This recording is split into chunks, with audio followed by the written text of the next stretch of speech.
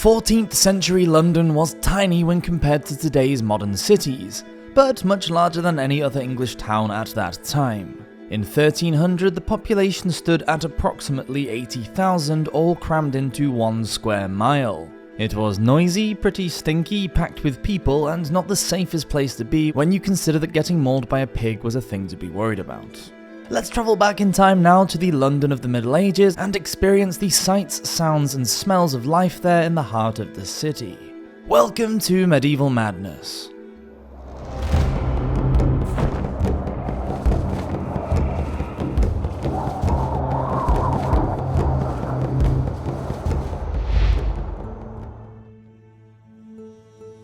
A rotten idea.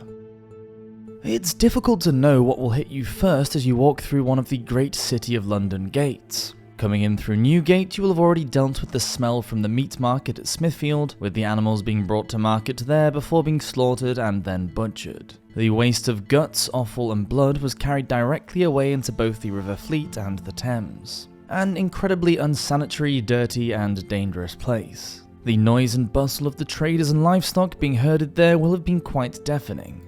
Now you are walking down Stinking Lane, and unsurprisingly the smell isn't much better as here, just next to Greyfriars Monastery, is the flesh ambles.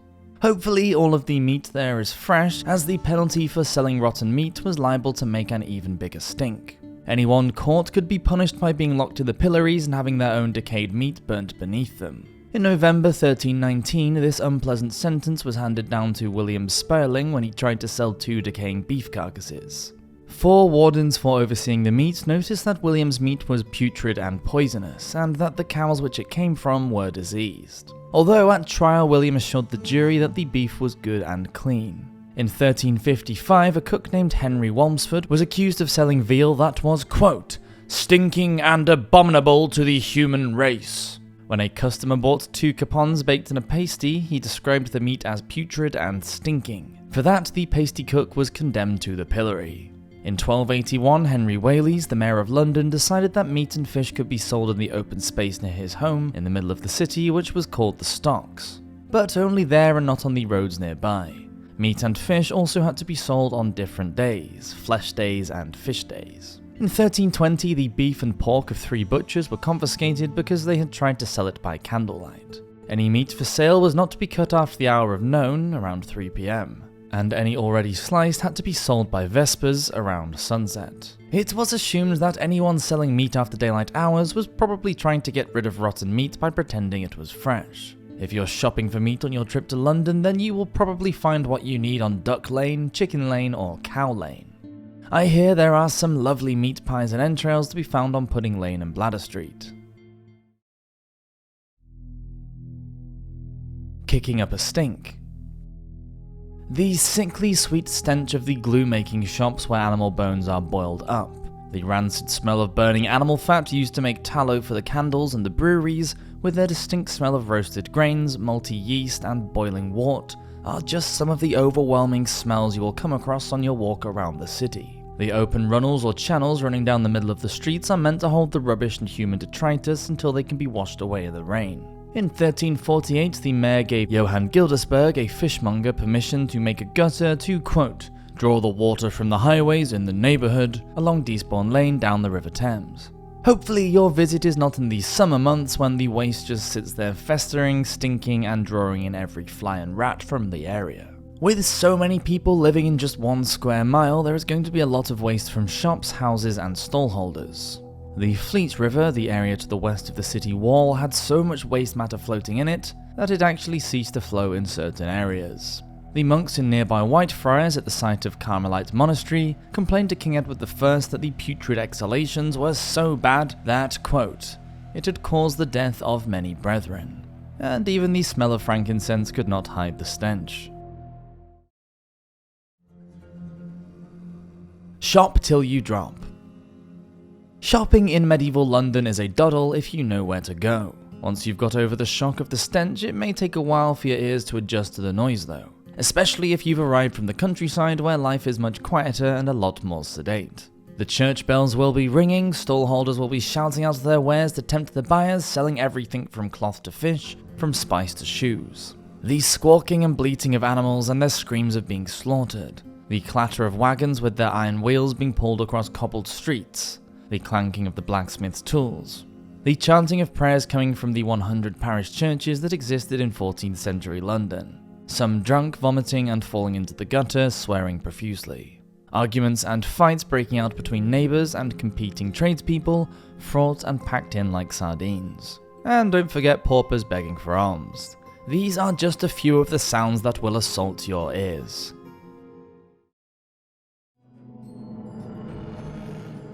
Walking the streets. Within the city walls there are thousands of houses all crammed in together, some of them 2 or 3 stories high. The top floor of the house usually had a pentis jettying out into the street, probably done as a way of increasing the interior space without encroaching on the already narrow thoroughfare below. Some of them are so narrow that people could lean out of their top windows and shake hands across the street. Some residents are also quite partial to throwing the contents of their chamber pots out their windows, so you need to be aware of this, especially if you're wandering about early in the morning.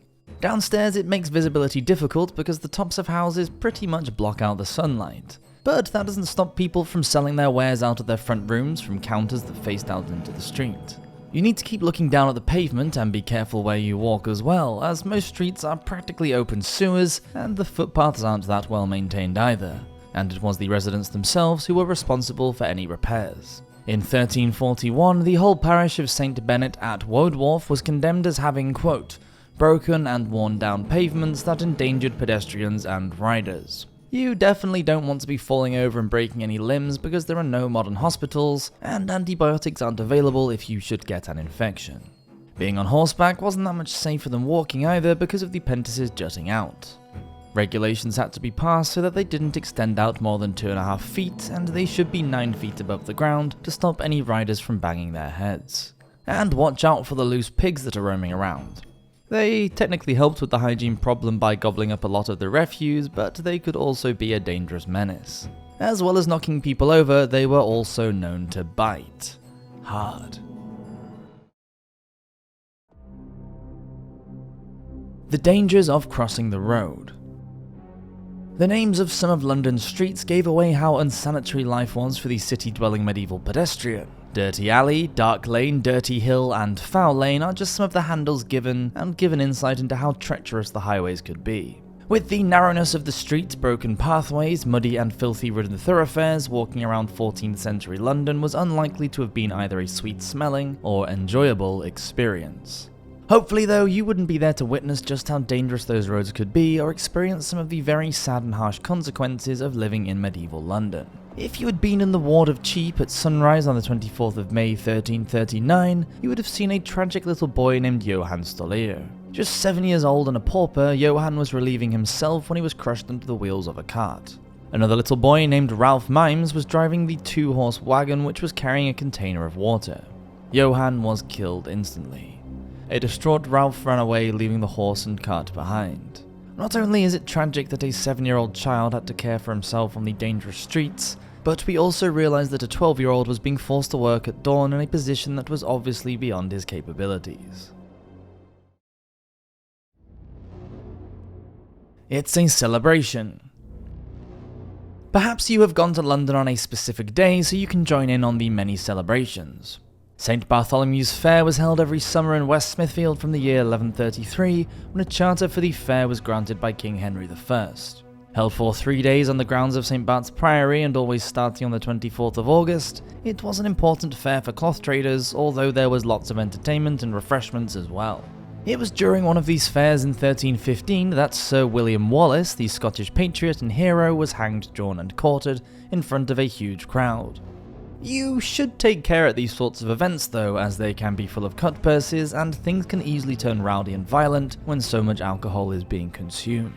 In 1363 there was so much riot and tumult at St. Bartholomew's Fair that many people were threatening to stay away in the future. King Edward III had to promise to take all the traders under his special protection because the non-coming of the merchants, which God forbid, would bring the fair to naught. Any celebration can turn nasty in an instant. In 1396, King Richard II brought his new bride, the 9-year-old daughter of the French king, home to London to a joyous welcome. But the happy event quickly turned to tragedy when 9 people were killed in the crush. and a word of warning if you decide to stay in London overnight. You will hear the bells ringing out all across the city for the curfew, beginning with the Bell of St. Mary Le Bow in Cheap. This happens around 9 PM in the summer, but much earlier in the winter, sometimes as early as 4 PM. Now, these city gates are closed and everyone has to be indoors. If you are caught outside after the bells have rung, you will find yourself in a heap of trouble. In 1301, 3 apprentices had been out drinking and missed the curfew. On returning to the house of their master, they were unable to get in and had to sleep in the shed. When the watch found them, they beat them so badly that one of the men died.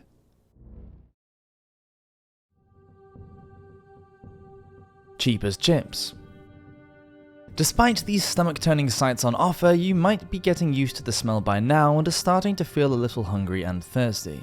In the area of East Cheap, which is now modern-day Cheapside, and Bread Street, you will find many cookshops where you can buy a meat pie and a tankard of ale from one of the stalls. Around Cheap, the traders are all clustered together. No space is unused. As well as vendors selling from their own front rooms, there are even mini markets known as cells in the alleyways. With street names such as Ironmonger Lane, Milk Lane, Wood Lane, Honey Lane, and Roper Street, it isn't hard to work out where to find what you need.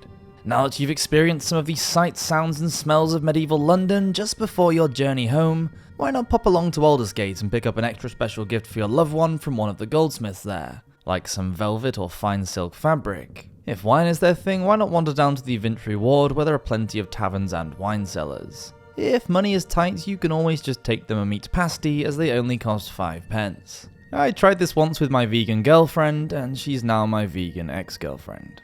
Thank you for watching this episode of Medieval Madness. Please do subscribe if you're enjoying these videos, and I'll see you next week for another one. Cheers!